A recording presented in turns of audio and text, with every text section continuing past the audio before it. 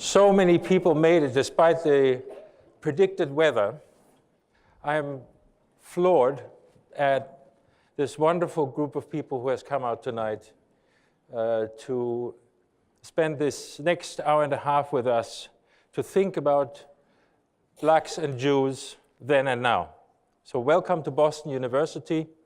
My name is Michael Zhang. I'm the director of the Elie Wiesel Center for Judaic Studies, Jewish Studies. I forgot the name of my center, I'm so excited. And my task will be very simple. Initially, later on, I have some other things to do with you together, which is to bring your questions to the stage. I'll explain to you how that works, but right now, I just want to take a moment to give us a preview of tonight's event. First, I want to start by saying thank you to a number of people who have made this evening possible. First and foremost, our colleagues from the BU School of Theology, especially Mary Elizabeth Moore, the Dean of the School of Theology, our African American Studies program, and the Howard Thurman Center for Common Ground, and many others were part of a conversation we had back in December after I was approached by my former student, Sonari Glinton, who said to me, look, there's a lot to talk about here, and BU would be an ideal place to do it because we have a Howard Thurman Center, and we have an Elie Wiesel Center, and so that should be a place where students and faculty and staff and alumni and family and friends and neighbors could get together and speak about the things that trouble us and that concern us.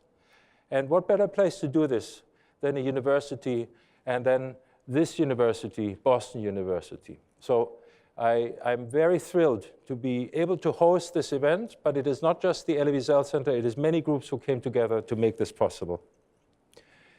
So what to expect for tonight, we will have an onstage conversation for about 40 minutes, then we'll have a brief interlude. We have the a cappella group, Kol Echad, who will sing a piece, during which I hope you will take an opportunity to take a piece of paper that you have with the program and write a question if you want. We will collect these questions so we have them ready later on for the later phase of this conversation. After the interlude, the conversation will continue here on stage, and then we'll have Q&A. And the plan will be to conclude around 9:30, the very latest. Ambassador Zhang, who is very much in demand, is supposed to leave tomorrow morning at 3:00 a.m. and go on to the next event. So we need to be, so if you want to take selfies with Andy Young, I understand, but give him some space. He may have to go back to the hotel and get some rest. So let me just very briefly introduce. You have a wonderful program that our wonderful staff has put together. So you will know more about our panelists from that source. But I want to tell you how exciting it is to have three really distinguished individuals here, each of whom is a kind of a beacon of courage and of the ability to speak out and to challenge conventions and norms and to take to take on themselves what it takes to push the conversation forward. First and foremost, I want to say hello to Ambassador Zhang, who has had a distinguished career, but he also told us earlier that he was actually a student here at BU 50 years ago. He took a year-long, this is a 6-week course that crammed the knowledge of physics for a whole year into 6 weeks. And so if you want to talk physics with Andy Zhang, he's available.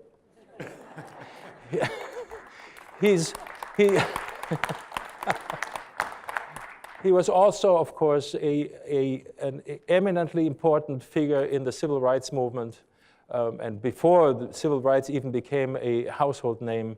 And he had a crucial role to play in forging connections and building bridges and managing this difficult time. And it will be interesting to hearing his voice about what's going on today. He was also ambassador of the United States to the United Nations at a time when things began to change in all kinds of ways under the Carter administration. And he was very courageous then.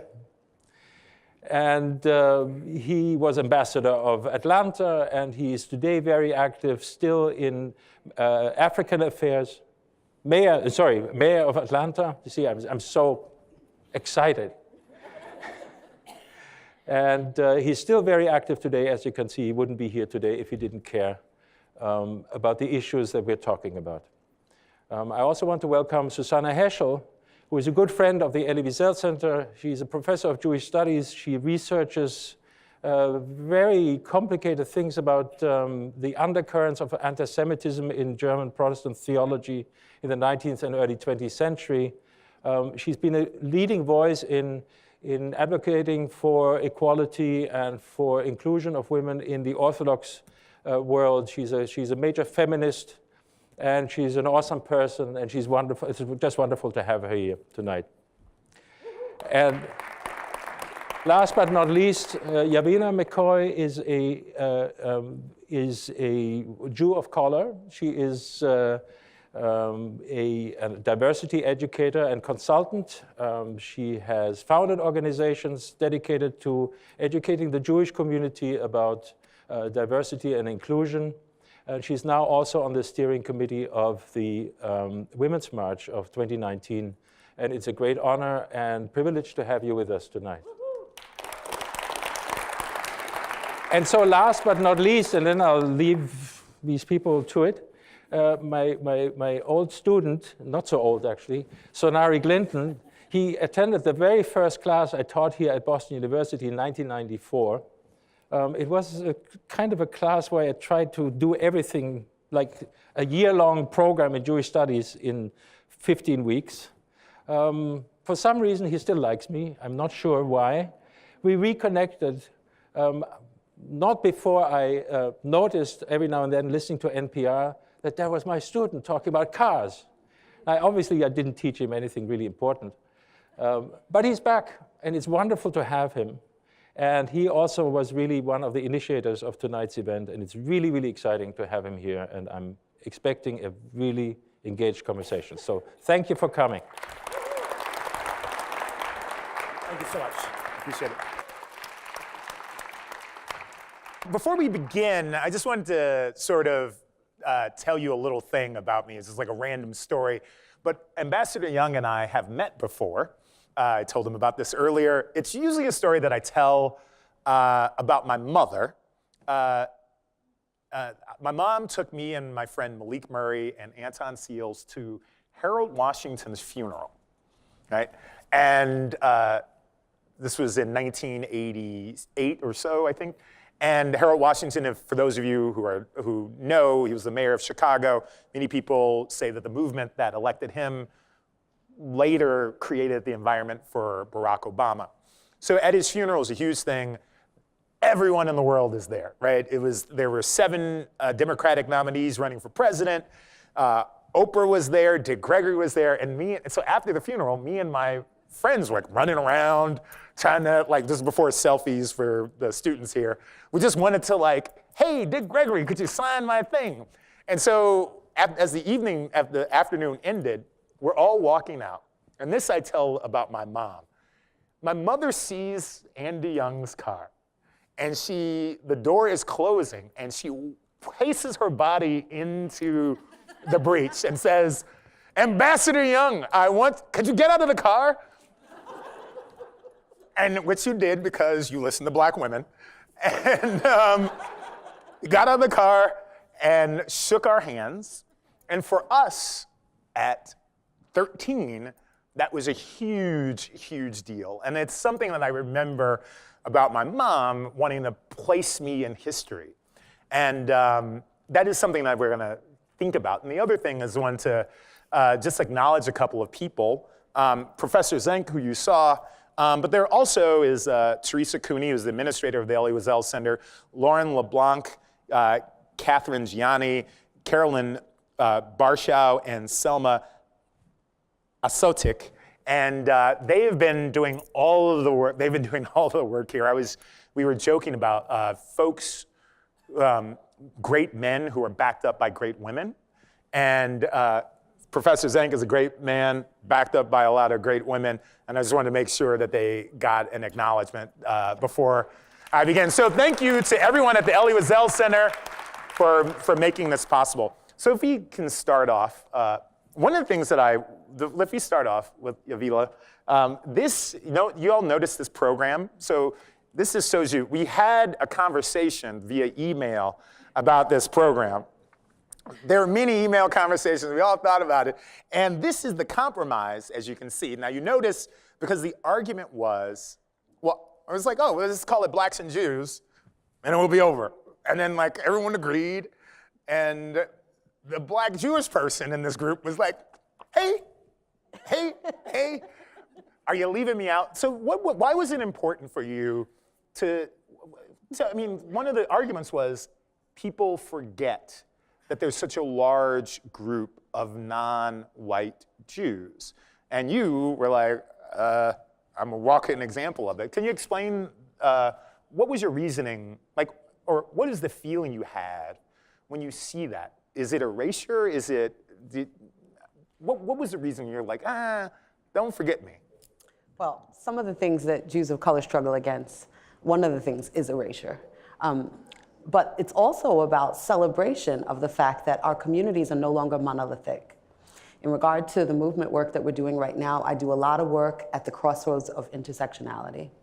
And intersectionality means that when you are a Black person today, you are Black plus, plus, plus, plus. And when you are Jewish, you are plus, plus, plus, plus. And whereas there was a day in our country we may have understood Blacks and Jews to be separate, the fact that I and so many of my siblings exist is about the fact that there are Black Jews, and that Black Jews are unapologetically Black just as much as they're unapologetically Jewish. And when we speak about us as if we are a dichotomy or as if we are a binary, we leave out a large swath of who we are in both communities. So meaning that when you look at that title, right, that that it needs to include you, right? Not just me. Everyone, all right? of us. Well, so one of the things I saw was a Pew study that showed the large number of non-white Jews. And when we think about Judaism and its relationship to the African American community, it's often that we think of white Jews and then Black folks, right?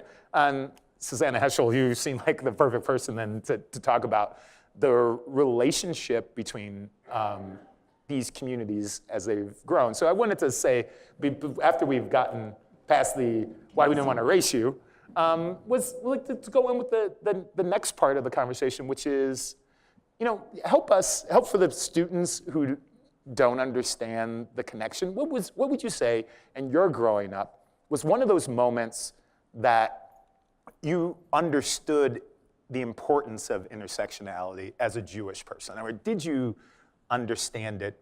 I would guess, because you're a child of the civil rights movement, that you'd have some understanding of that. When did you come to that realization? So you're asking me this because my father, Rabbi Abraham Joshua Heschel, became involved in the civil rights movement fairly early on. And he came from a Hasidic family in Warsaw. He came to the United States as a refugee from Europe. He had been in Berlin, where there were Protestant theologians who said that the Old Testament is a Jewish book and there's no place in the Christian Bible in the Nazi period. They threw it out. So he came to this country and he was actually living a rather narrow life. He taught at a Jewish seminary. He had Jewish students, Jewish colleagues. But when he first spoke out at a conference in Chicago and met Dr. King in 1963, he spoke with tremendous passion. And what I want to say about this is, first of all, that, the Bible was so precious to him and precious to Dr. King.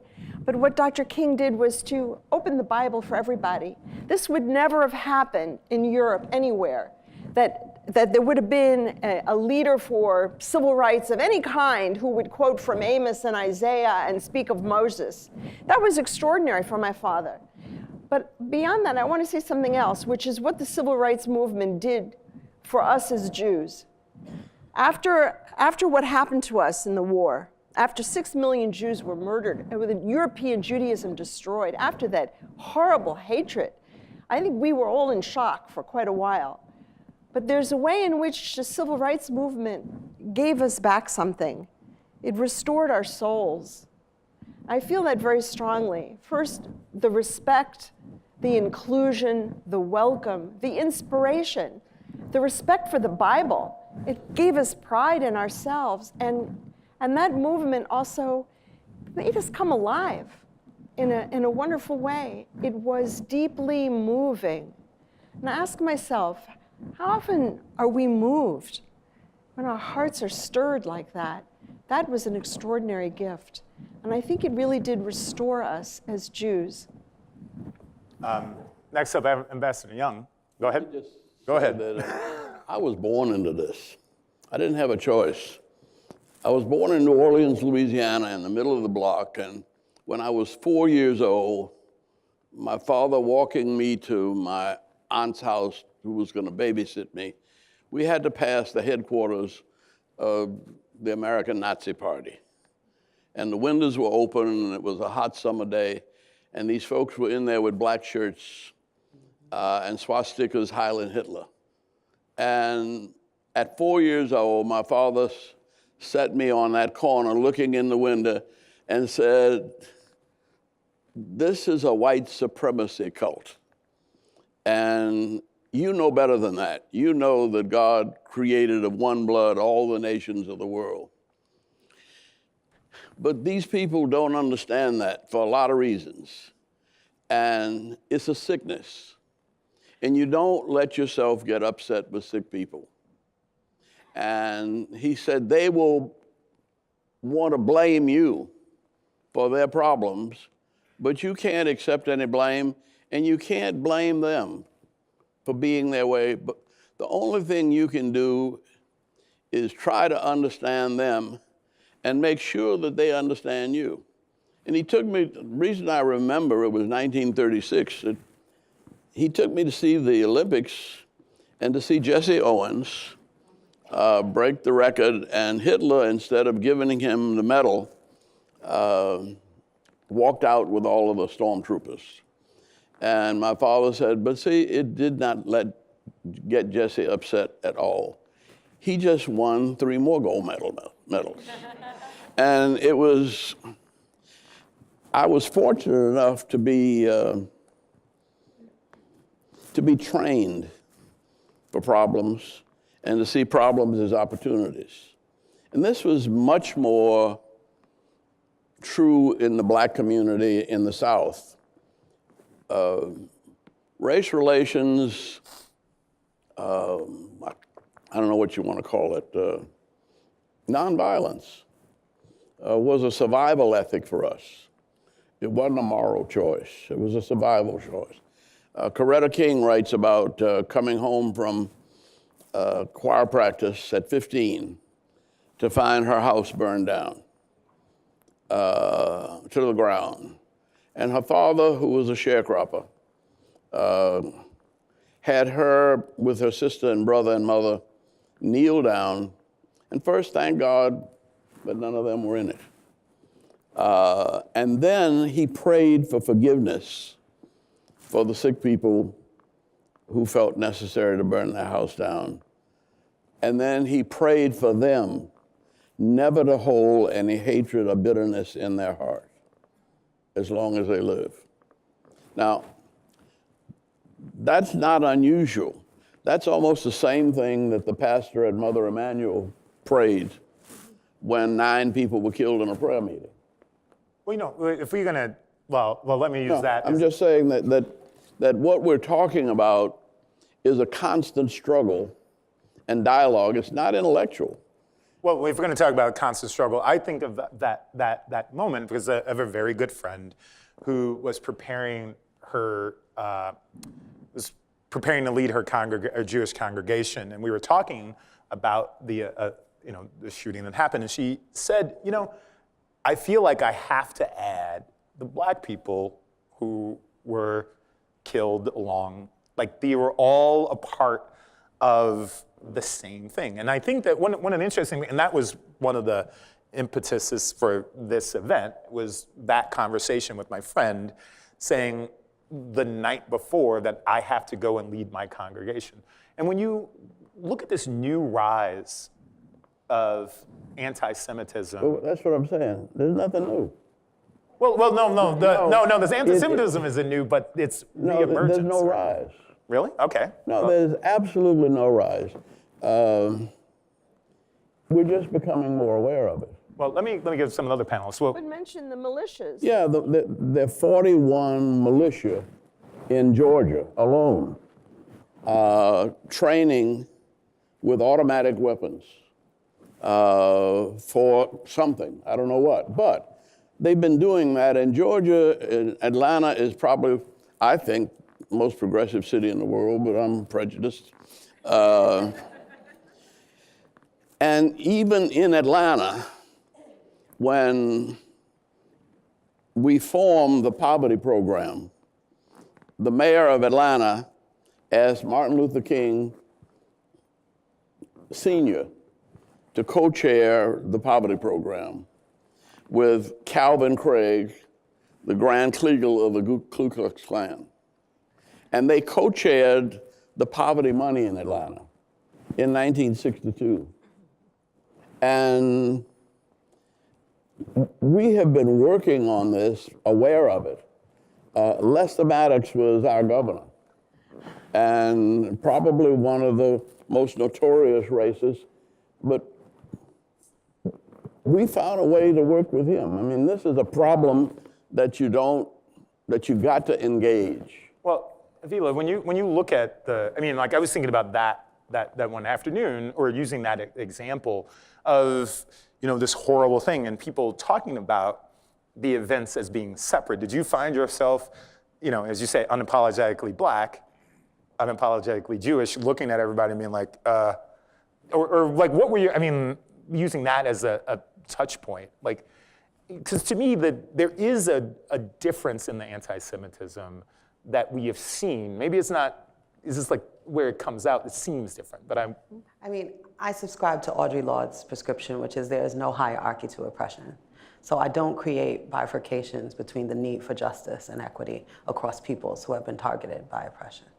What I would say is that just from my humble opinion, there have been increased incidences that have been watched by people who do that watching. People like ADL, the Anti-Defamation League. They've marked that in 2016, there were 216 separate anti-Semitic incidents that happened across the country, which is unprecedented for between 2016 and 2017. The numbers have increased markedly, almost by 50%. Now, I think there's a both and here. It's probably true, as Ambassador Young says, that these incidences probably were happening and maybe were unreported. These incidences were happening along lines of belief systems and ways of being that were being tolerated in different ways because people assumed that those people would not have power. I think what's really important is the way in which people are organizing around anti-Semitism and combining those beliefs and those practices with power.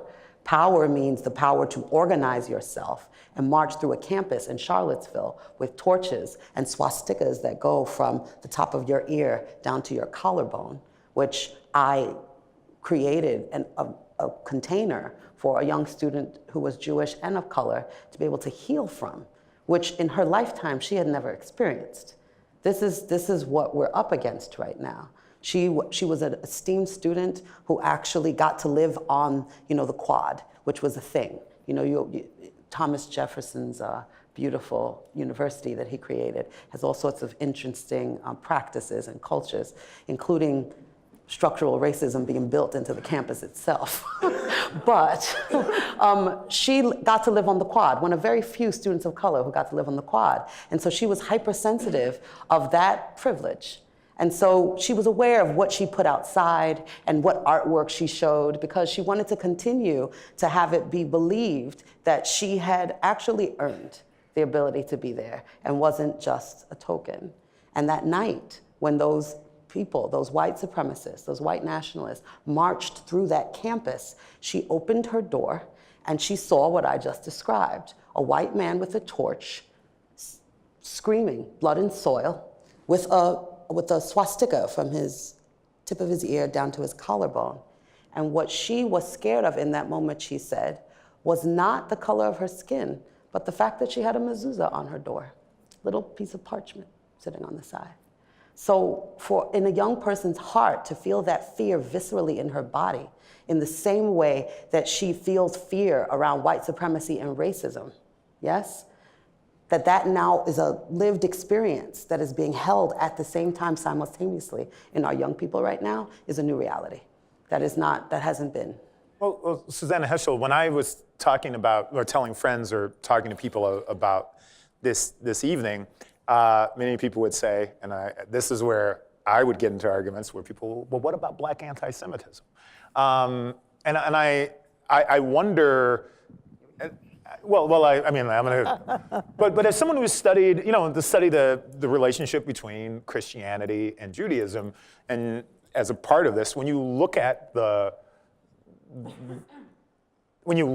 these two communities as they work together, work separately, what about black anti-Semitism? I mean, does it, when you speak of hierarchies, does it fit in with the larger narrative in America? Is there?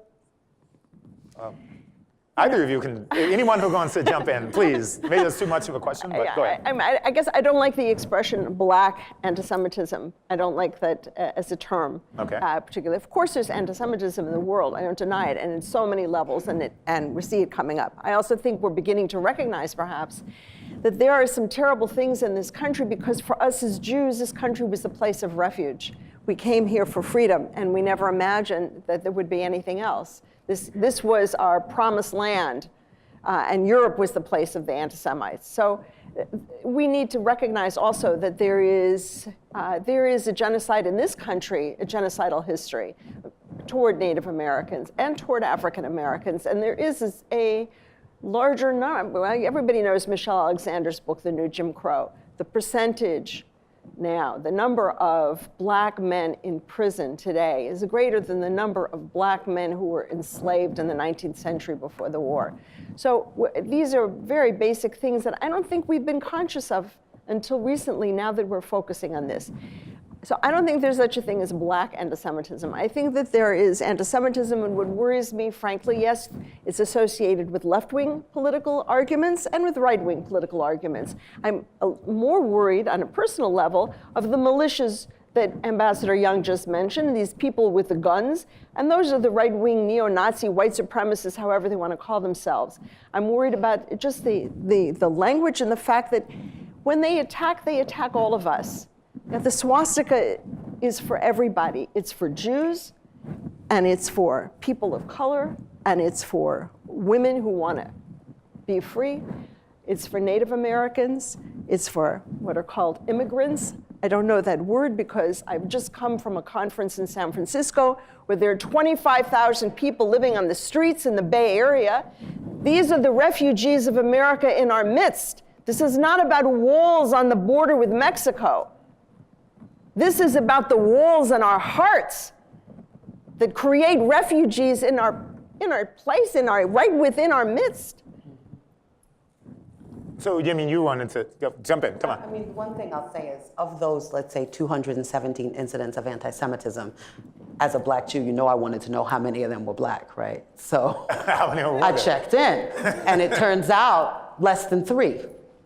So let's just hold those numbers in regard to what we mean when we overinflate the need to eradicate black anti-Semitism. There are cases in which we get confused about there being hierarchies of oppression, where people of color, I think, conflate their issues with whiteness and white supremacy with what they're understanding to be Jewish power, and conflating what Jewish power is beyond what it actually is. And in somewhere of that confusion, you get something that people are calling black anti-Semitism. What I really believe is happening in our country right now is that our peoples are confused about what the North Star of justice actually needs to be. We have not figured out how to be fully embodied around what that needs to feel like in our hearts, as Ambassador Young is talking about, not having a choice. When you wake up and you don't have a choice, you also don't have a choice to fight with the person who actually is going to help you to get free. That's not a choice, it's an argument. Go ahead. It's an argument, but we're still going to fight for justice, right? Yeah. So the spaces where we get confused about that, I think is the place where we need more work. When we went to Birmingham, and Martin Luther King went to visit with the business community, at the end, we put it together basically through the bishop of the Episcopal Church, because that was the building in the middle of town. He opened the meeting, he said, look, we're not here to blame you. You were born white, we were born black. We have no guilt. You don't need any guilt either. What we need to do is realize that our difference has put us in an unjust situation. Mm-hmm. And we want to together focus on the unjust situation. Now, we have decided that we are not going to cooperate with your injustice. So if you insist on being a part of this unjust situation, we won't spend our money in your stores. Mm-hmm. And we're not angry. We just can't spend money where there's a sign saying white only on a water fountain. Mm-hmm. I mean, it was very simple for us. So, but the ones who were, first of all, most positive in working with this coalition of business and black folk happened to be the Jewish community in Birmingham even. And when trouble came, the people who came down to be with us without any fuss. I mean, you can't imagine what it was like in Selma, Alabama, when Rabbi Heschel showed up. I mean, this is the Old Testament prophet showing up on Highway 80. See? And right next to him was Archbishop Yakovus of the Greek Orthodox Church. And then there was Ralph Bunche of the United Nations. And then there was Walter Reuther of United Auto Workers, and Martin Luther King and others and preachers. But the moral authorities of the world showed up to be with us. And that's why a little town of 15,000, it's a dinky little town, still is. But it changed the world because the moral authority of the world showed up in one place. And not only did they show up on that occasion, but after the voter registration started, the first two of the first three who were killed were Jewish. And they were there registering voters. Yeah.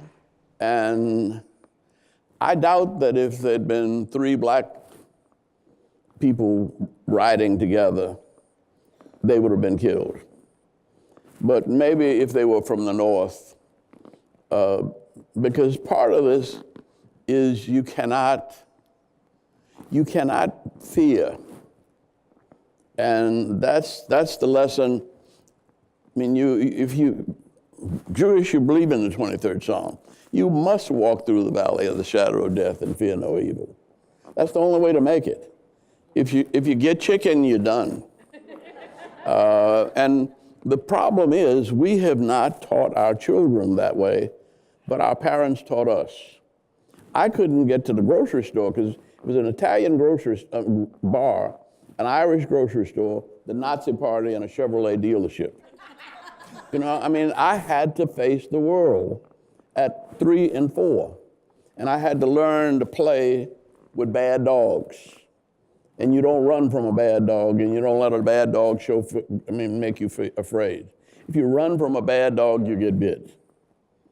And I mean, those are just basic lessons about life. Now, the problem with most northern cities is that everybody lives in a place alike, almost. we don't have a lot of mixed up neighborhoods. And so we go a long way before we begin to have to deal with people who are different. You know, I think about this all the time because one of the things about when we look at the Black-Jewish relationship, I was in Professor Anderson's class, and we were talking about how, well, I was thinking about how often the Black-Jewish relationships get framed from New York. They get framed from legitimate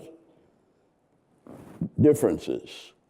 Quotas for blacks were used to exclude, and to include, but they were at the same time being used to exclude Jews. Mm-hmm. And you just gotta lay it all on the table and talk about it and understand what it means. But and that's still a struggle in higher education. It's necessary. Well, I approach all of this more. In fact, we succeeded, I think, because we approached most of our problems economically. I didn't care what you liked or who you believed or what, but look, we got to live together. Well, this first portion is sort of wrapping up, and where are those places now? I have a big topic for later, but where are those places now, where we can come together, where you see, if people are confused, then where is the space now that you see the opportunity for collaboration right now? Atlanta. Well, let me get her to join it. Hold on. Let me just say, I go in restaurants and I always look around every restaurant and see how many integrated tables there are. Mm. And I haven't been in a fancy restaurant in 10 years when there weren't at least 3 integrated tables in a restaurant. And I go to Georgia State, and black students and white students are not talking to each other. But they're not talking to white students either. And black students are not talking to black students. I mean, the problem is not race, the problem is civility. Well, hold on one second. Let me. Well, I wonder about that civility question because actually my colleagues at NPR have launched a project called, I think it's In Search of Civility. It's coming out soon. So people are talking about whether that something that we need. Do we need civility? But I'm not going to get into that one. But I wonder, where's the opportunity? Huh? Do you need to breathe? What's the opportunity? Where's the opportunity? So I think I want to differentiate between the social constructs that we're trying to push against that hold us apart in terms of being black and Jewish and our interaction with systems.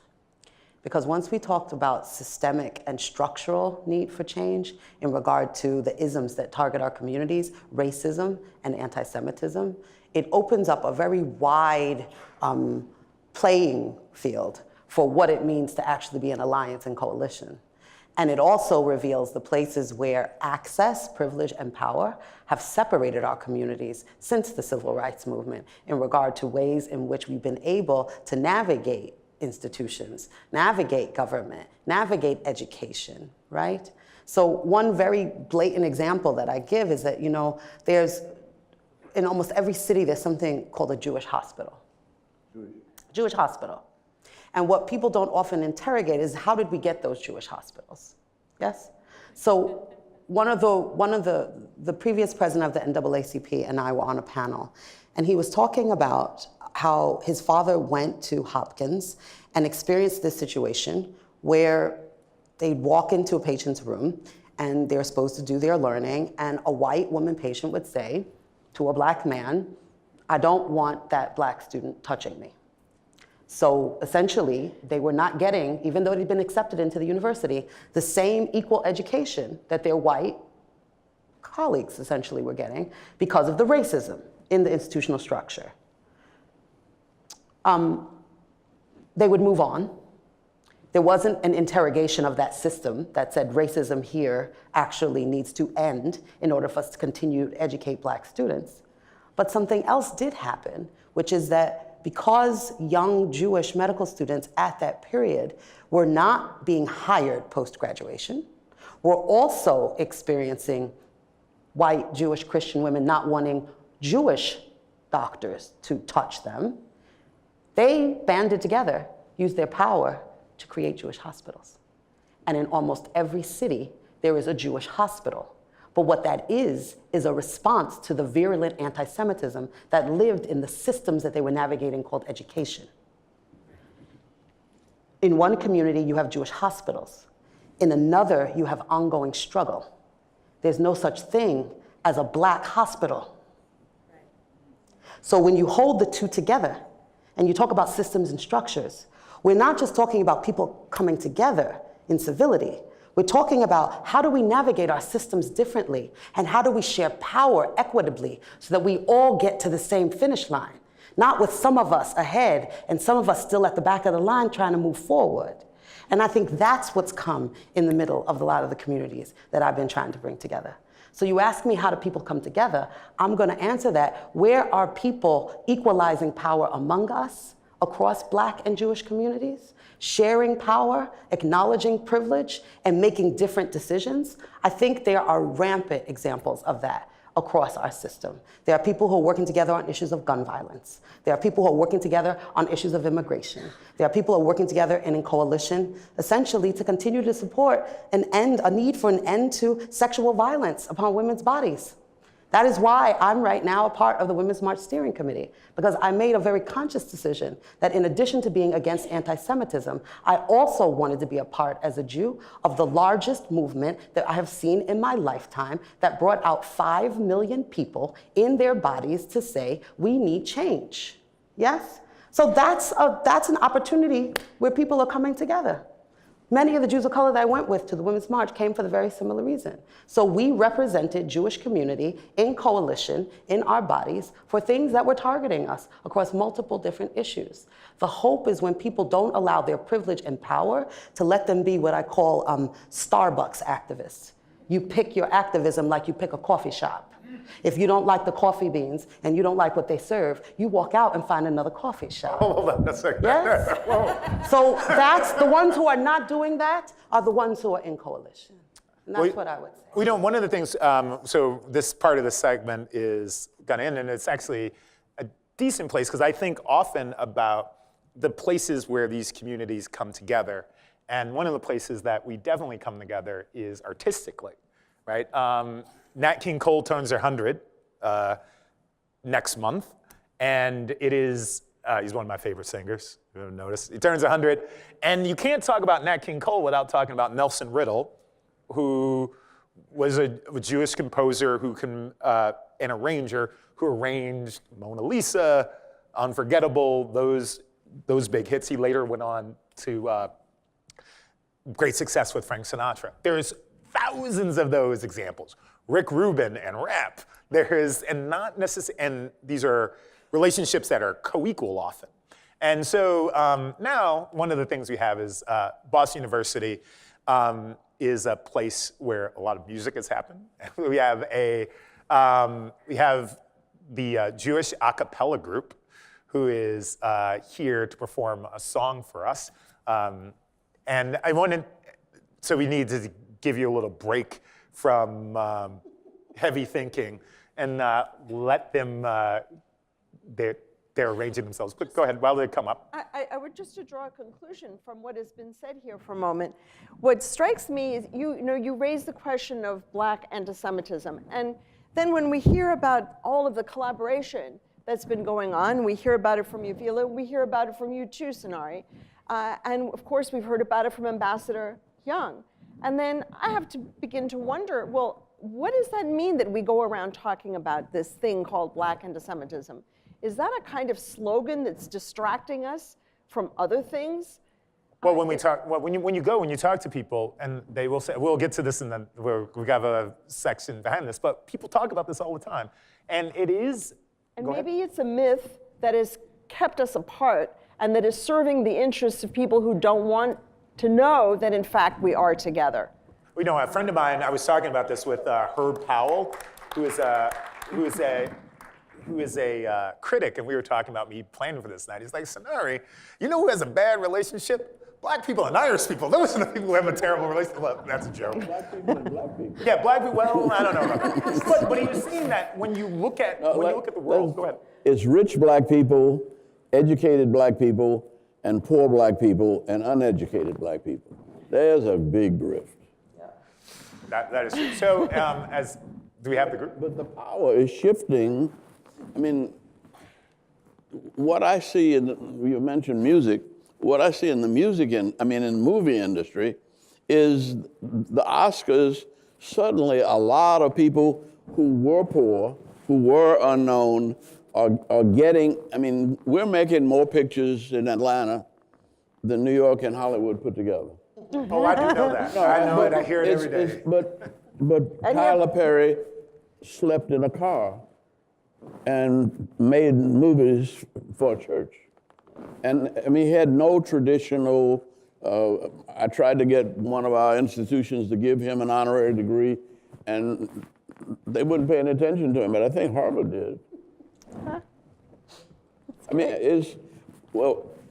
Get back, I think that we were organized in Martin Luther King's time to redeem the soul of America from the triple evils of racism, war, and poverty. Yes. What we're dealing with now, in large measure, is poverty. Yes. And we put it in colors. But it's poverty. White poverty outnumbers black poverty. Well, that's one of the things. Well, we can. Let's put a pin in that for 1 second. One little topic that I realized is that Boston has the largest concentration of poor white people in America. And when people talk about what goes on between blacks and whites here, I think that's one of the things. Kolahad is the group that is going to come up, and I'm going to come off the stage while they sing. No, you guys stay here. You stay here.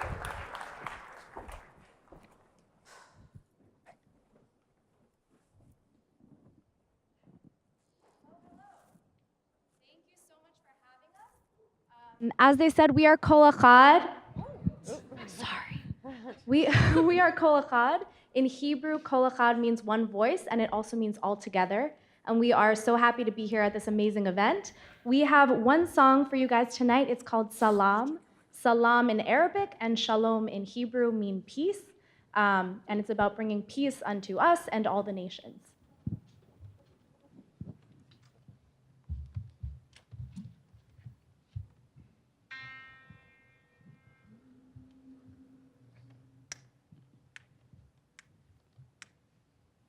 Ojavo shalom aleinu, Ojavo shalom aleinu, Ojavo shalom aleinu ve'al kulam. Ojavo shalom aleinu, Ojavo shalom aleinu, Ojavo shalom aleinu ve'al kulam. Salam aleinu ve'al kol ha'olam. Salam, salam, salam aleinu ve'al kol ha'olam. Salam, salam. Down, diggy, down, da, down, da, down, down, diggy, down, diggy, down, da, down, da, down, down, diggy, down, diggy, down, da, down, da, down, down, diggy, down, down, down, down. Ojavo shalom aleinu, Ojavo shalom aleinu, Ojavo shalom aleinu ve'al kulam. Ojavo shalom aleinu, Ojavo shalom aleinu, Ojavo shalom aleinu ve'al kulam. Salam aleinu ve'al kol ha'olam. Salam, salam, salam aleinu ve'al kol ha'olam. Salam, salam. Ojavo shalom aleinu, Ojavo shalom aleinu, Ojavo shalom aleinu ve'al kulam. Odeo Shalom Aleinu, Odeo Shalom Aleinu, Odeo Shalom Aleinu, Ve'al Kulam. Salam Aleinu Ve'al Kol Ha'olam. Salam, salam, salam Aleinu Ve'al Kol Ha'olam. Salam, salam. All right, now I'm going to need everybody's help.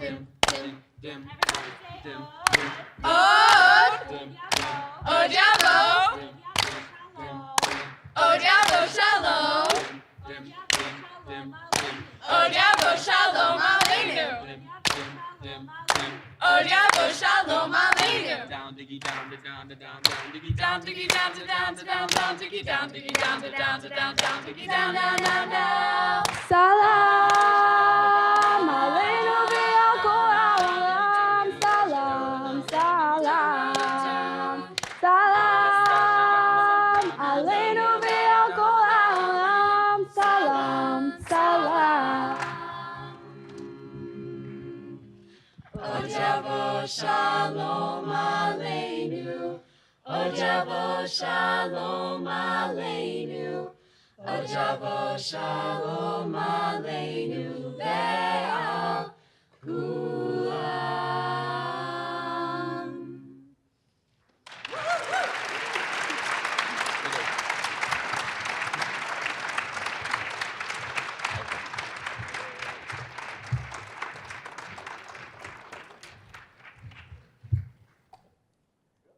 Thank you. That was Kol Ahad. Isn't that great? So everyone got a. He's going to get one of those. Everyone got an index card. So there's some special instructions. If you feel comfortable asking your question, write it down like aloud in front of everybody. Write it down, and wave it. I'll come get you. Or if you just want to write down a question and I can read it, or Michael Zhang can read it write it down and pass it at the end of the aisle. That's for when we go to questions, all right? So if you can reset the clock here for me, that would be great. But now, as we talk about, let's talk about a difficult topic. One of the things that one of the things that everyone warned me about was, like, so you're going to talk about Israel, right? And which is really, for journalists and people in my life, they're like, well, there seems to be, it is one of those topics that invites arguments, right? It invites more than arguments. And I wanted to talk about, when you talk about confusion, right? And being confused about what's what, the conversation about Israel here in America is confusing whether you're Jewish or not. It is difficult. And I wonder about, for people who are engaged, who think about it often, the difficulty in having the conversation nowadays. What is at the heart, do you think, of the difficulty of talking about Israel in the present day, in present tense? Let's ask the question first. Why is it a difficult conversation? The first person go ahead. Yeah, no, I lost the job. Nope. So you're an ambassador to the UN? I'm an ambassador to the United Nations. Moshe Dayan has me to lunch, and he asked me to work to think with him about the Palestinian situation and what I can do. Shimon Peres invites me to Harry Belafonte's house, and we have dinner for 4 hours talking about Israel and the Palestinians. And I tell him I can't do that because it's New York and everybody's too emotional. And the Palestinians then say, we're going to wait until you're the president of the Security Council, and then we're going to force this dialogue into the UN. Well, everybody in the State Department, the White House, and everybody knew it and was glad to do it. But when it happened, the State Department put other kind of politics in the game. And I don't know what the problem was. The problem is, in that case, It was simply that everybody knew that Cy Vance, the Secretary of State, was ill, but me, I didn't know that, and that he was planning to resign, and I think people were afraid that I might be Secretary of State. Well, I did not want that, would not have taken that, and if we had had a fuss about it, there would have been Jewish protests, because this was right around the Crown Heights, a new community coming into an old community. And it would have been the same if they were Irish and Italian in Chicago. But these are complicated social issues that are never the simple formula that we're talking about. So when we talk about the difficulty and confusion, what do you, Susannah? Let me just say one more thing, that I really think that the problem with Israel right now, dealing with Israel, is more how to deal with Iran. And if you can deal with Iran, I think you could make Iran deal with Israel. And so if that's I'm the just present saying point. that nothing is as simple as it seems. Susannah, what would you say then? Like when why the current difficulty around talking about Israel? Why, besides the obvious, but in the context of these two communities, help me out. First of all, there's Israel, the reality, a country which is very vibrant and has a range of political and religious and other kinds of commitments and brings in Jews from all over the world, from every continent. And then there's the Israel in the imagination, how people think of it, and that's something very different. I would say, first of all, there are conflicts around the world, as we well know, and there's a conflict that's been ongoing between Israel and its neighbors, within Israel, between Israeli Jews, Israeli Arabs, Palestinians. We know this conflict has been going on for a long time. We do stigmatize it as if that's the key to solving world peace, if only that conflict. I have to also say that, yes, there are problems. Israel has problems just like this country has problems. We know that. And conflicts, except often our conflicts are taking place somewhere else and we don't always even think about it. The war that we are in fact going on right now in Afghanistan, for example, it's not part of our present day. In Israel, it's right there. It's a very tiny country. I also say this, you don't walk out of Auschwitz with a smile on your face. It's a very terrible thing to overcome what happened. And it leaves you with really a terrible legacy in your heart, in your soul. But I think we have a lot of defensiveness and anxiety when somebody is critical of Israel. I find often if you sit and talk to someone, let's talk. People say, Black Lives Matter had a platform that said something terrible at Israel, I'm never gonna talk to them again. Why? Those are the people I wanna talk to. I'm a teacher, I talk to people I don't agree with. Why should I talk to somebody I do agree with? That's not political, that's nothing. So in fact, what Ambassador Young did, think about it in the context. We're talking in the 1960s and 70s. This is the era of anti-colonial movements, of third worldism. Yes, decolonization, of a lot of anger around the world and hatred of imperialism and so on. Ambassador Young came out of the civil rights movement as a minister, a Christian pastor. And what did he want? He wanted to bring people together, to talk to people. Contrast that with, let's say, Algeria and the battle against France, yes? He wants to sit and have a conversation, let's talk. You could say he did it 5 minutes before everybody else did it. And so he got in trouble. For what? Why? Why do we stigmatize people of peace who want to sit and have a conversation? Let's talk to people who don't agree. Let's have a conversation and open it up. Yavilah? Yeah, I just have a rule about things. I do a lot of public engagements, and I don't speak about things I'm not willing to be proximate to. And help me understand that. What I mean when I say that is that, often people are speaking about Israel-Palestine in the abstract. These are two people who actually have had to engage. But most of the people I encounter who have really, deep feelings, is what I'm gonna call them, right, about Israel-Palestine have either never been to Israel or Palestine, don't actually know anyone who has suffered under the oppressions that exist in that realm of the world, and are essentially street creding That's what I'm going to call it. Street creding others about whether they're in or out of the movement, arrived or not arrived, based on their political positioning in regard to that issue. And what I would say is, if you're going to ask me about Israel-Palestine, ask me who I know. Ask me how many stories I carry. I carry the stories in me of Israelis that I love. I've spent time in Israel. My daughter went to be educated in Israel, and her teacher's son and daughter were ambushed on a road, and the mother died in front of 4 children watching. These are first-hand stories that I hold. And then I also hold the stories of Palestinians in my life who I've ridden around in Haifa and watched them be racially profiled by soldiers, by Israelis, who, when I was in a car with them and had the car stopped, had a flashback to having that same experience with my brother on a highway. Yes? Mm-hmm. I'm sitting in a back seat. The brother threw out a potato chip bag or something as we were driving by.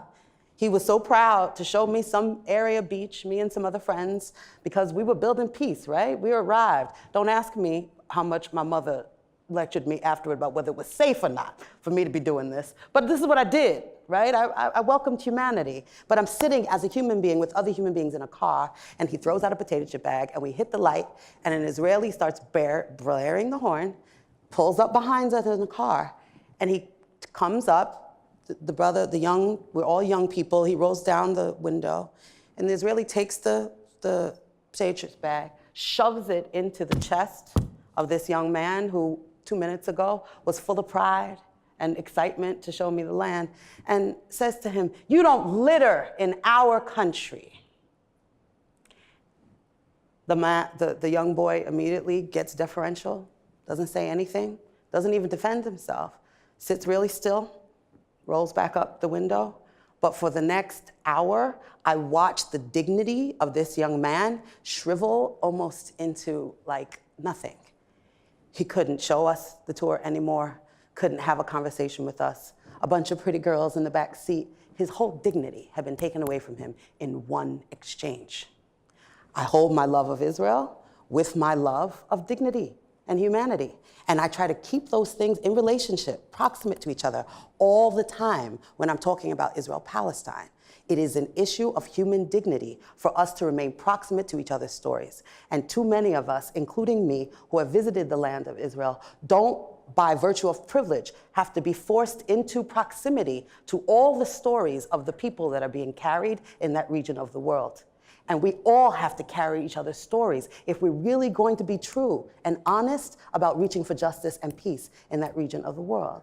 So all I can tell you about Israel-Palestine is I need to stay proximate to all the human beings that live there in order to be able to realize what it must be. But let's separate the human rights and the politics and the geography. Is that possible? If you're intelligent, you can't think of 3 things at the same time? I mean, it is stupid not to consider the fact that there's not enough geography. Jews, Israelis, and Palestinians leave the Middle East and go to Mexico and do thriving businesses. They're people who are really very compatible in a neutral environment. They get along everywhere else but in that little place of geography. And nobody wants to talk about that because every politician here, there, and everywhere else plays politics with the vulnerability of everybody in the middle of this problem. So I sort of worked my life in breaking down problems. I don't see problems. I see opportunities. Let me give you a little example. We want to bring the Olympics to Atlanta. It's crazy. So it is. And no money. But we said, what the hell? We can do it. And first thing I ended up saying was, we're going to have to raise $1 billion, but whatever we raise, minorities are going to have to get 40% of any money we spend. Oh, why? That's too much. No, that's not enough. I said, look, if we bring the Olympics, we will get 40%. You will get 60%. But there'll be another $10 billion that will come to the Atlanta area outside the Olympics, and you're going to get 95% of that. And you're going to fight us on 40% of $1 billion and lose 90% of $10 billion? You're a better businessman than that. And that ends that argument. Because the day we won the Olympics, UPS, Voya, and the Ritz-Carlton put multi-million-dollar investments in the city, the same day that it was announced that we won the Olympics. And the city has been growing by $4 or $5 billion in building permits of foreign direct investment from all over the world ever since. And now we've outgrown ourselves. We're too successful.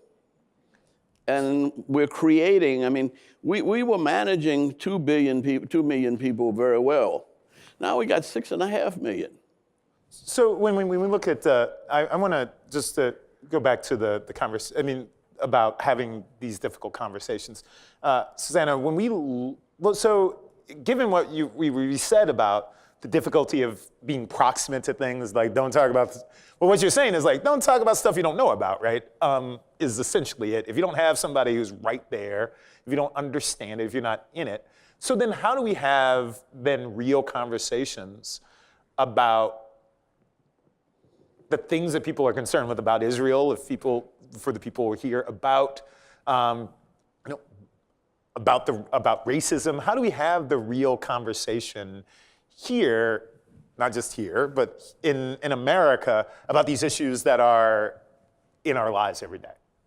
You know, I find when I'm able to create intimacy with friends or with colleagues, the way we do it is by talking about the problems we have in a really deep way. You know, we've got problems right now. I think most people who've been reading the newspaper know in Israel there's a right-wing racist party that actually comes out of Brooklyn, this Mayor Kahana figure, and this is a problem. We have Jewish racism. We need help with that. Let's talk about our problems rather than trying to be defensive. And perhaps that can create a sense of trust. What should we do? How do we handle this? Everybody's got that kind of problem. Racism is a worldwide problem right now. What are ways we can cope with that? So let's be, I think, rather than trying to defend the perfection of Israel, let's talk about the problems we face. That would be a suggestion. Right. I mean, I'm gonna be like, it's hard. This is not easy. It is hard to be in movement spaces right now saying anything about Israel-Palestine because of the purity testing that's going on. Literally, if you say the wrong thing or you even imply, you know, your solidarity in a way that is not considered quote unquote kosher, and I can say that because I'm Black and Jewish, right? But like, you know, it's not considered kosher, then not only are you street cred, like is your street cred revoked, what's also revoked is you obviously are not Jewish enough. You obviously are not Black enough. You obviously are not something enough specifically because you're grappling, trying to get to a bottom line that allows us to find the justice. That something about that whole condition is off to me. That's off. And what I'm gonna say about this piece is that, you know, when it comes to Israel-Palestine, I love Israel. Just to be able to say that I love Israel, I have had to qualify that statement in so many different ways and in so many different spaces, both among Blacks and among Jews, so that people understand what I mean and don't even just deny my own humanity because I say that. But I learned to love Israel in the eyes of my Black parents. With no white people around. It was my Black parents, my mother who said to me that when the establishment of the State of Israel came across and she saw, you know, the whole Six-Day War, the whole thing, she felt such a deep pride that a people who had been so oppressed for so many thousands of years actually had got it right and were they were going to be a beacon, yes? A beacon of light, a beacon of hope, a beacon of justice to the world. And so her alignment with justice, this is a woman, my grandfather was vice president of UAW AFL-CIO. He actually organized security for Dr. King. And strong civil rights roots in my family. And so when my mother says justice, she means it in her body. And when she says Israel represented justice at that time in 1947, she meant it in her body. And then what I'm finding is the dream of what Israel was going to be, the dream of who we were going to become as a people, became bifurcated around all sorts of issues that we stopped being able to talk about. I'm not talking about blacks and Jews now. I'm talking about just Jews. As we started to move forward as a people, even in Israel, there were things you could not talk about because for the sake of our survival, we all have to stand in solidarity. And it was almost like you can't show our dirty laundry to anybody. Everybody has to believe Israel is one thing. And the way we promulgated that myth of complete solidarity, lack of depth, lack of diversity, inability to talk about our internalized racism, the implications of racism in Israel for Ethiopians, for Yemenites, for Jews who came from places where they were brown, the way in which colonialism entirely shaped the culture of what Israel became.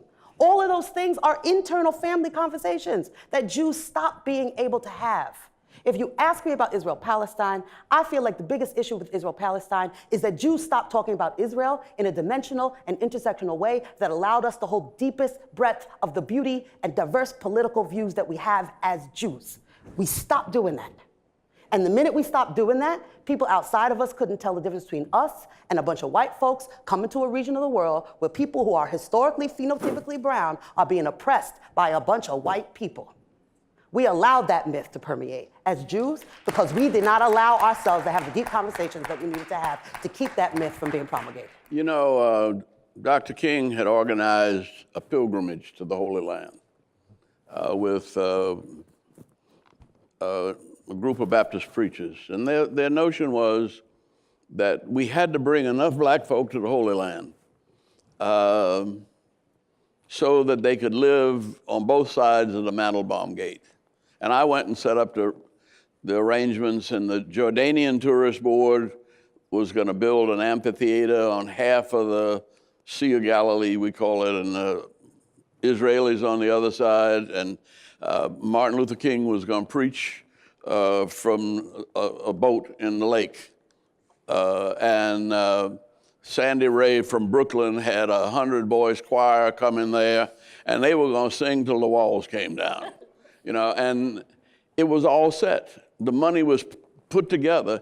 We had 5,000 black people that had put up money to do this, to restore the holiness to the Holy Land, is what they were thinking.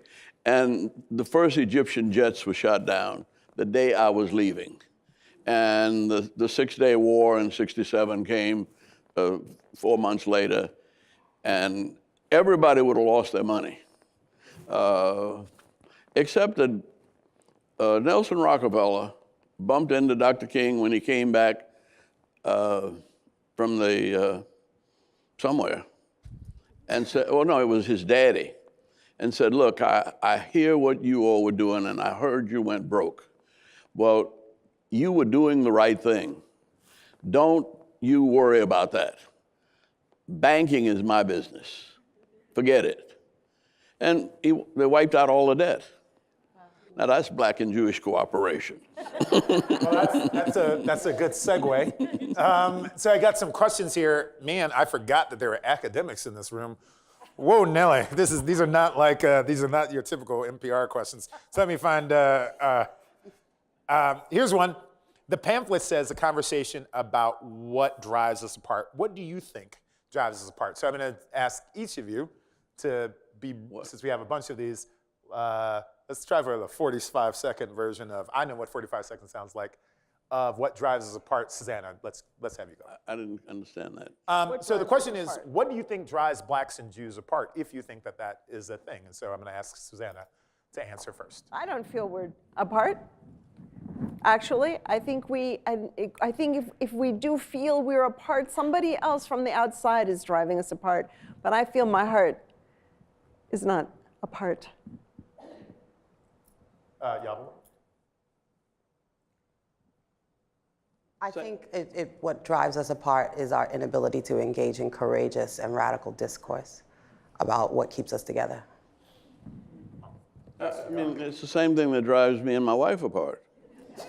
We disagree. It drives me and my children apart. We have a right to view the world differently.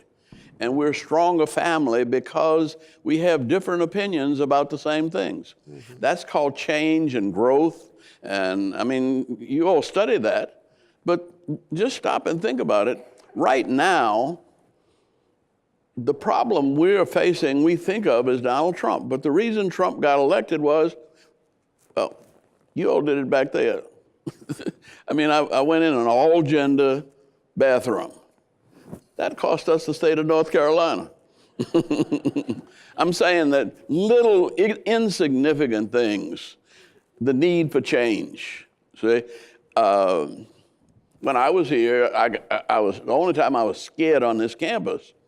Ran out of the physics laboratory, and the restrooms men were on the first and third, women were second and fourth.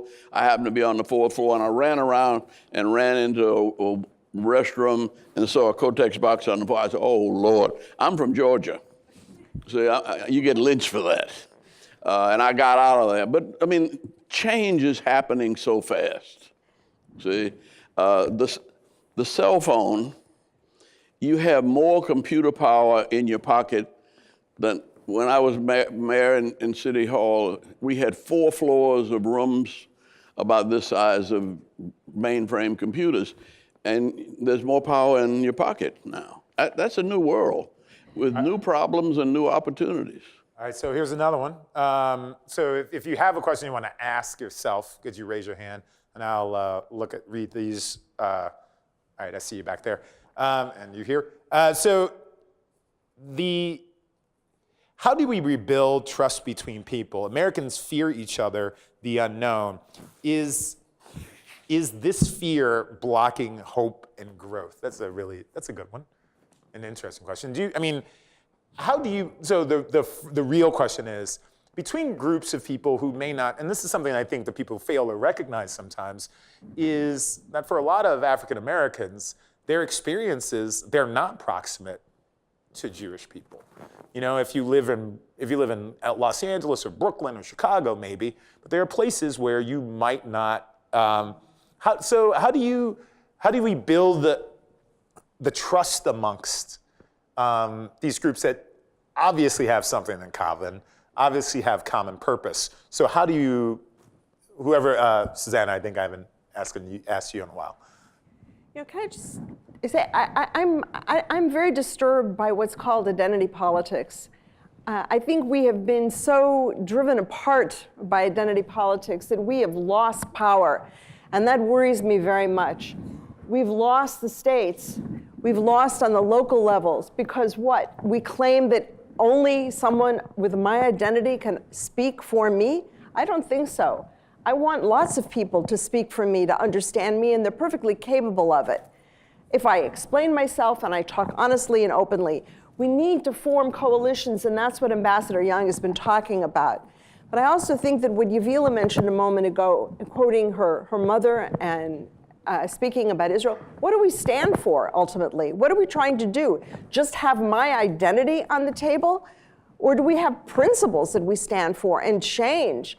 In which case we have to come into coalition and drop all of this identity politics and get ourselves elected, because that's the only place you get power, real power. Look how disintegrated we are on the left. I think one of the things oppression has taught all of us here in America is that feelings don't count. Fear is a feeling. That's all it is. But you can't show your fear. You can't be vulnerable. You can't say not the right thing. You can't be less than perfect under a paradigm of oppression. If you're a woman and you show emotions, obviously that makes you, a bitch. and I'm sorry, I use French sometimes. There's a way in which if you're a person of color and you show feelings, you're an angry black woman. If you're a man and you show feelings, oh, obviously you're not man enough. I think it's oppression that has taught us that emotional literacy is to be discounted in some way. And so we're not culturally fluent in showing each other our feelings at all. And yet I think what brings people together in trust is the ability to show your feelings, to start a conversation by saying, I'm here even though I'm terrified. I'm going to join you even though I have no idea what's next. To show those feelings and to be human with one another, I think is the beginning of building trust. And to create a culture where doing that isn't just like kumbaya, let's all just sit around and like hug each other. It's that I'm being actually courageous because as a human being, I'm resisting what I'm being told in my body is something is dangerous for me to do. I'm resisting that for the sake of seeing your humanity. That is the beginning of trust. You know what, I was thinking about this. It's the beginning of Black History Month. This is all, or the end of Black History Month, rather. And I had a friend did a poll, which was, I had just gone to a synagogue, and I was talking at a synagogue, and I, joking about a friend who was like, well, when's the last time you were the only whatever in your room? And the friend was like, oh, I've never. And I think about this all the time. It's like, when do we, as you say, when do we make ourselves feel uncomfortable? And it's fun. I'm a reporter, right? I've been all kinds of places that are uncomfortable. Been the only person of color in so many rooms. It's okay, you'll be all right if you're the only person, if you're the only white person in the room, only person of color in the room. People are happy to see you in most places, right? Mr. Young, this is a question from the audience. Are you proud of the sorry, I'm a reporter who can't read. Are you proud of the activism you see today, or do you expect more from our generation? That's the question. I expect more thought and less action. Let me take one way back, Occupy Wall Street. I went out and spent the night with them one night, and I kept saying, look, okay, we're going to take it. Then what are we going to do? What do we want to do with it? This is $70 trillion. What do you want to do with Wall Street? You all go to Georgia Tech. You should transfer to Georgia State and take some economics. I mean, right now, the problems in this world are economic. You can solve them. The key to what I was talking about is, I don't ever talk emotion. I don't ever talk right and wrong. I talk, there was not a single white woman in the whole city of Atlanta that had a contract with the city. That's a crisis, see? And we found a welfare mother with 4 children whose husband had left her in the housing project, but she had an engineering degree from Georgia Tech, and she couldn't get any work. We gave her the parking lot at the airport, and it made her a millionaire, multimillionaire, and it started, she built a parking lot at the airport. That was her first engineering contract with the city of Atlanta. I don't know what women do in Boston, see? But if we make the economics work, now, let me just, while I got it wound up, just say quickly that one thing I learned from Boston that I hope to remind you, that there was a lady here by the name of Louise Day Hicks that wreaked havoc on this city until a nice little Quaker lady said, why are we always talking about this woman? We should never call her name, and we should go back to talking about the education of our children. They did that, and that was the end of her. We have created our own monsters by focusing on them. I'm just going to say, I think it's real important as we speak transgenerationally to give the young people who are out in the streets right now their due, because there is a way in which Ferguson, which the Attorney General documented, the policing system there was engaged in such deep oppression that was not interrogated, that was not interrupted, that wasn't even documented until for a series of, I think, a total of almost an entire year, young people stayed out in the street, left their homes, did not sleep in their beds, protested in front of police stations over and over and over again. The elders of that community were not in the street. The people in the churches who have been talking civil rights for years were not in the street. The people who actually were engaged in government at that point were not in the street. You know why? Because as we get older, we have more to lose. It's the young people who have, and it was the young people of the civil rights movement at the same time too, that went out into the street then too. So we cannot forget it. We have to give the young people their due for having the courage to actually do the things that we will not do from an elder place because we are scared of losing the access that we have gained. I think the activism that people are doing right now is actually commendable. And I will never try to stand in the place of a young person who has enough insight and vision and hope to change the world and willing to put their body on the line to do it. Those are people who get my respect. I don't criticize them from a place of elder. I put my hands behind their back. I think there's a link here, which is the young people who went to Ferguson did something extraordinary by calling the attention of the nation to what was going on. Yes. And then the next question, Ambassador Young says, now, how do we actually bring about change economically and also politically? How do we get control of the legislatures? But even with the young people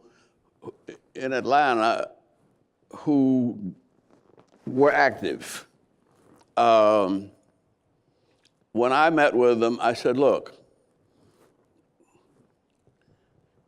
none of us ever went to jail more than 20 days. You know why? Because we talked to lawyers first. Yes. Now, we didn't, I mean, because you could get killed then. I mean, for anything, see? And I can remember Constance Motley sitting down with Martin Luther King and all of us and saying, look, we're not going to try to tell you what to do. You tell us what you want to do, and you think through what you want to do, and then let us make some suggestions about how you do it without having to be charged with a felony. Running out into an expressway in Atlanta at 11 o'clock at night, I don't care how freedom high you are, those trucks coming around the curve can't stop. And it's true. There's no such thing as self-righteous ignorance. I mean, you don't have, you have to think and take responsibility. I think movements need strategies. We all have to be more strategic as young people in the movement work today. And what we need is for our elder generation to come with those strategies, not from a place of critique, not from a place of you're getting it wrong, but from a place of my hands will be at your back regardless. Tell me what you are trying to do. When you are ready and in your power, I have something I would like to share. And to sit in that place of humility for the courage that young people are exhibiting today, not from a place of what I'm gonna call ageism, which says that we know it already and we're here to lecture you and tell you how to do it right when they're the ones putting their lives on the line. There's the courage of young people, but there's also pessimism. There is Afro-pessimism, and we know that, and it's very deep. And that's why I think the older generation and the elder statesmen who've gone through this generation have something very wise to offer, because they have a prize, they have a goal. And can I say one thing? That I'll give you the last word. That happened today. It happened yesterday. Nigeria elected a new president. Yeah. Amen. And the same regime has been restored. But you have to think of that in the context of the fact that by the end of this century, there'll be over 1 billion Nigerians. And I never met a dumb Nigerian. I've met some slick ones, but a Nigerian just bought Gatwick Airport for $2.5 billion. Well, let me speak for the Nigerians, because we care about time, and I feel like our time is running out. But I wanted to say something. I am for the students who are here. This conversation may not be perfect, but it is ongoing. It is, the Elie Wiesel Center is definitely a place where we can have these conversations. I encourage the people, since, these are one of the people who sponsored, to look into the courses, to talk to the professors there, to look at the programming that they have. Also, I want to thank everyone who had something to do with it. Ken Elmore, the Dean of Students, who I hoped would be here, but I want to thank him very much for being here for me when I was a student and still here, and pretty soon we're going to be talking about him as being a civil rights icon. So thank everyone for showing up. Please stay and have a conversation, but we're going to let these people off the stage. Thank you, Professor Zhang, so much for giving me this opportunity. Okay. Before you leave, I want to thank Sonari Glinton for the moderation tonight and our participants for their engagement.